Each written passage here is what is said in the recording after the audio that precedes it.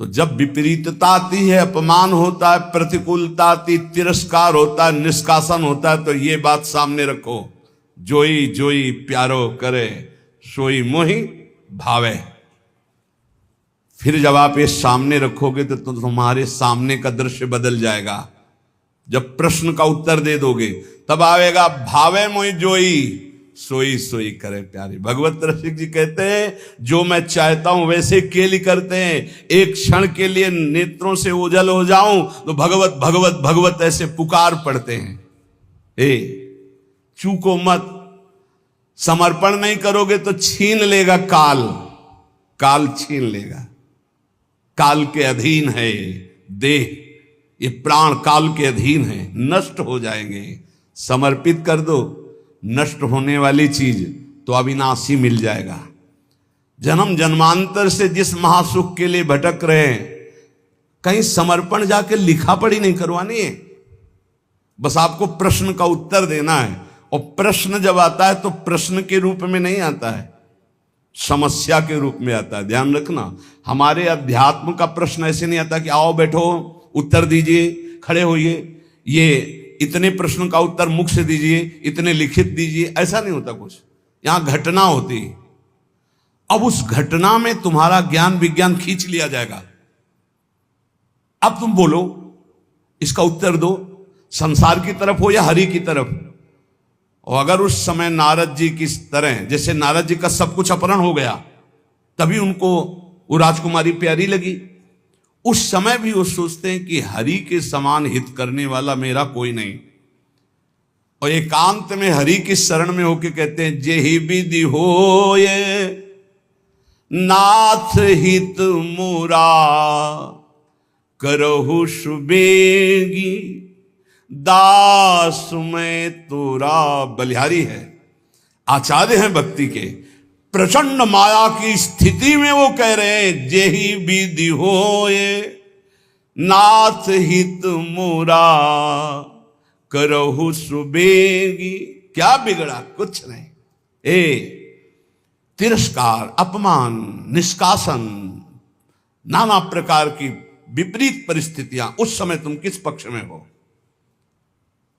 इष्ट और गुरु के पक्ष में हो या स्वजन संबंधी व्यवस्था, बैंक बैलेंस, अपनी संपत्ति, अपनी नौकरी, अपना वैभव, क्या किधर हो?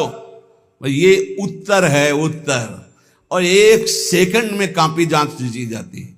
आपका उत्तर आया तो उसी क्लास में रहोगे, क्लास से तो नीचे नहीं जाओगे, नामे भक्ता प्रणश्यति, पर ऊपर भी नहीं उठ पाओगे। अभी फिर पढ़ो, फिर आएगी समस्या रूपी प्रश्न। इस मार्ग में प्रश्न के दो स्वरूप हैं, एक भयंकर लुभावना सुहावना, दो भयंकर, एक प्रश्न, एक लुभावना और सुहावना। इतना सुखद जो कभी सोचा था कल्पना में, वो भोगने को मिलेगा। अब उस समय प्रश्न है, वो भोगोगे या प्रभु? अगर आपको है नहीं नहीं नाथ बचाओ बचाओ, प्रभु करुणा में, नहीं नहीं मैं फिसल सकता हूं, प्रभु मुझे बचाओ, तो सच्ची मानिए दृश्य ही गायब हो जाएगा, वो दृश्य ही ले रहेगा लुभावना, वहां हरि मिलेगी पक्का। करऊं सदा तिनके रखवारी, जिमि बालक राखे महतारी। पर हमें लगता है एकांत समय है और भगवान की इच्छा से ही ये सब सुख सामग्री आई, भोगो भाई। सुख सामग्री स्वीकृति, भगवान की स्वीकृति नहीं की तो गए। लुभावना सुहावना प्रश्न और भयंकर प्रश्न, ये दो जीवन में आते हैं। हाथ जोड़कर प्रार्थना है, सौदा बहुत सस्ता है भगवत प्राप्ति का, बस तुमको केवल उत्तर देना है। और रोज ये पढ़ाई ही है, रोज पढ़ाई जा रही है। जो सत्संग है ना, सर्वसंगोपहो इमाम, समस्त आसक्तियों का त्याग कराकर भगवद आसक्ति प्रदान करने के लिए। इसलिए बहुत ध्यान में रहो, तुम भगवत प्राप्ति के लिए कदम बढ़ा रहे हो, इसलिए सर्वस्व नाश हो जाए पर हम भगवत प्राप्ति नहीं छोड़ेंगे। तो कुछ नाश ही नहीं हुआ, क्योंकि जो नाशवान है वो तो केवल नाटक था माया का, कुछ नष्ट थोड़ी होना है। कुछ नष्ट नहीं होता, कुछ भी, केवल आकृति परिवर्तित होती है। आग आग में, जल जल में, पृथ्वी पृथ्वी में, वायु वायु में, आकाश आकाश में, भगवान का अंश भगवान स्वरूप है। क्या नष्ट हुआ? कुछ नहीं। आपका परम मंगल हो जाएगा यदि आप प्रभु के पक्ष में रहेंगे। उपासक जीवन भर कदम अपने प्रभु के पाले में रखे, उस पाले में न रख दे, पर चूक हो जाती है। अगर आप प्रभु के पाले से कदम न हटाएं तो आपके लिए प्रभु सब कुछ बनने के लिए तैयार है। सच्ची मान लेना, हमारी बात को हृदय से समझ लीजिए। आपको लग रहा है यदि मैं संसार के पक्ष में नहीं हुआ तो नष्ट हो जाऊंगा, और हम कह रहे हैं अगर प्रभु के पक्ष में हो गए तो तुम्हारा संसार भी शाश्वत हो जाएगा, तुमको संसार में भी गोविंद ही नजर आएगा, वही शाश्वत सच्चिदानंद। जैसे रस्सी में सांप भास रहा है तो ना पहले सांप था, ना मध्य में सांप है, ना आखिरी में सांप रहेगा। सांप की जो भावना बनी वो मूल रस्सी में बनी। ऐसे ही ब्रह्म में ही ये संसार है, रस्सी में ही सांप भास रहा है। ऐसे ही श्री कृष्ण में ही ये नानात्व भास रहा है। मत्ता परतरम नान्यत किंचित अस्ति धनंजय, मेरे सिवा हे अर्जुन कुछ नहीं है। ना पहले कुछ था, ना अब कुछ है, ना आगे कुछ है। तो पाला में पैर रख श्री कृष्ण के, मैं आपके पक्ष में हूं। ये बिल्कुल सत्य समझ लीजिए।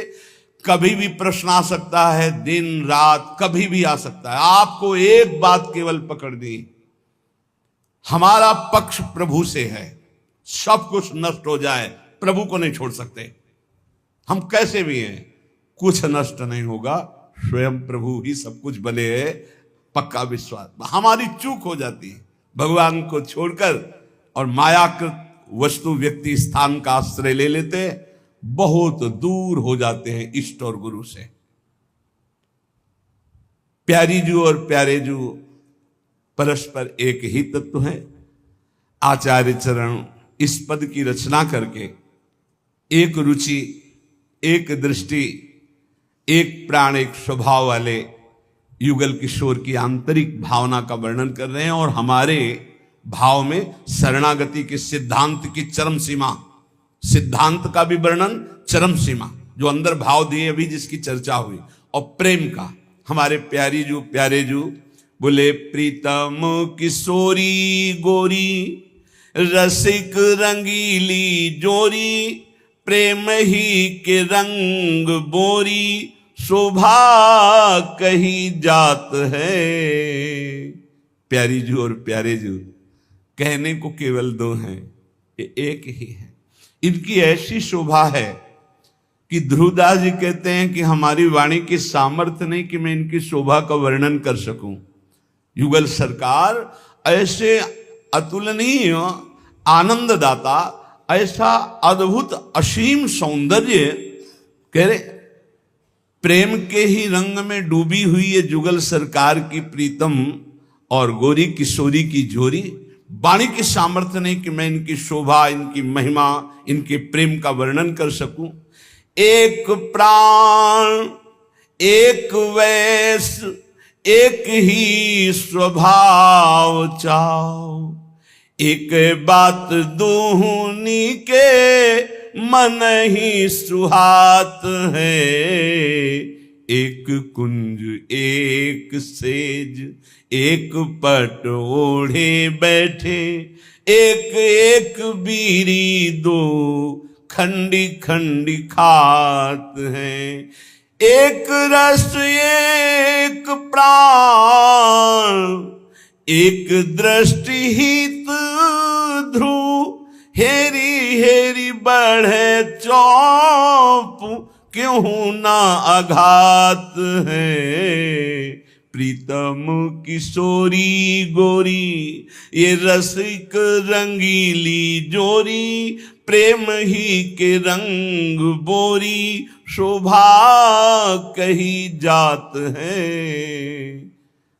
हमारी प्यारे जो एक प्राण, एक ही अवस्था, एक ही स्वभाव, एक ही भाव चाव, एक ही बात, दोनों के मन में एक ही बात आती। ऐसे हमारे युगल सरकार की जो सहज करुणामयी स्वामिनी की कृपा से लीला स्थली का आश्रय और उपासना मिली, अब हमको चूकना नहीं है।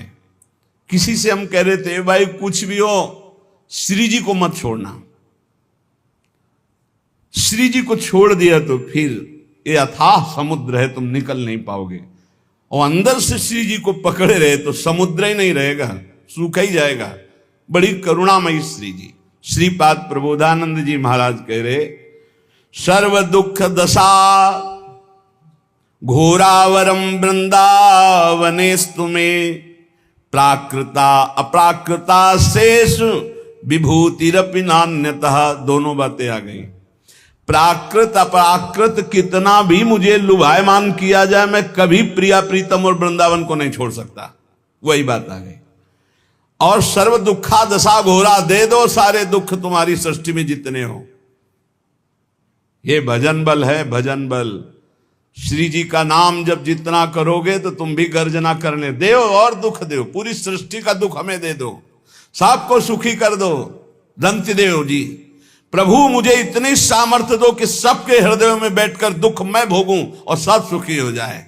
ये भगवान के भक्त का विशाल हृदय।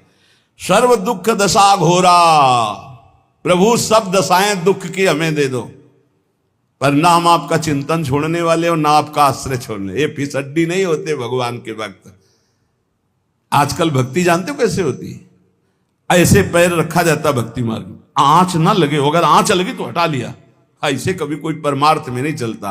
नारायण अति कठिन हरि मिलन की बाट, या में पग पीछे धरे प्रथम शीश दे काट। ये वीरों का मार्ग है, कायरों का नहीं।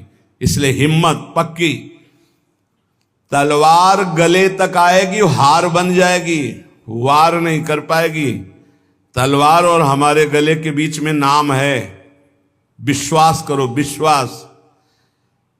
दुखों से डराकर माया आपको हटा देगी या भुलावे में फंसाकर हटा देगी। तो इस श्लोक में दोनों बातें कह रहे हैं श्रीपाद कि सर्व दुख दशा घोरा, दे दो जितने दुख चाहो, या प्राकृता अप्राकृता शेषा विभूतिरपि नान्यतः। प्राकृत अपाकृत समस्त ऐश्वर्य देखो हमें लुभाकर नहीं लुभायमान होंगे। चाहे दुख दे दो चाहे भोग सामग्री दे दो, दोनों से मैं आपको भूलने वाला नहीं। आपका आश्रय, आपका चिंतन। कुरुवत्यापि महारौद्रम उपद्रवम अनुक्षणम। ये देखो, ये पढ़ाई है, पढ़ लो, फेल नहीं होगे। प्रभु भेजो, ऐसे उपद्रवी को भेजो जो रुद्र रूप रख करके हमारा अपमान करे, हमारी पिटाई करे, हमें गाली दे। कुरुवत्यापि महारौद्र मुपद्रव मनुक्षणम। आप कहोगे काहे को झगड़ा विपत्ति मोल ले रहे हो? नहीं नहीं, पढ़ाकू जो होता है वो ये चाहता है कि हमसे कोई प्रश्न करे और मैं उसका उत्तर दूं। जो पहलवान होता है वो चाहता है कोई मिले, दो दो हाथ करूं, उसकी भुजाओं में फड़कन होती। ऐसे साधक ये चाहता है कि मेरा अपमान हो, मेरी निंदा हो, फिर मुझे कैसा लगेगा। एक संत थे, वो कभी पैसा नहीं लेते थे, पर साल में एक बार पैसा लेते तो फिरोजाबाद जाते थे। पूज्यपाद उड़िया बाबा के वो संगी थे। काय के लिए फिरोजाबाद जाते थे? चूड़ियां पहनने नहीं, चूड़ियां तोड़ने। चूड़ियों की दुकान लगी होती थी। इस एरिया में तो कोई उनको पीट नहीं सकता था क्योंकि पहचान वाले थे। फिरोजाबाद जाते और चूड़ियों की दुकान में खड़े होकर 2-3 लात मारते, तो चूड़ियों के ढेर ना, और पैसा साथ लिए रहते। और जो बाबा जी देखा 2-3-4 लात मारे, फिर अरे पागल आदमी चूड़ी तोड़े डालना, मार थप्पड़ मार थप्पड़। 2-4 और दुकान वाले आते, पीटते, थोड़ी देर खड़े रहते, पीटने के बाद अब गाली देते, भगाते, दूर तक भाग के जाते, फिर पीटते। शाम अंदर पूछते कैसे, क्या हालचाल है?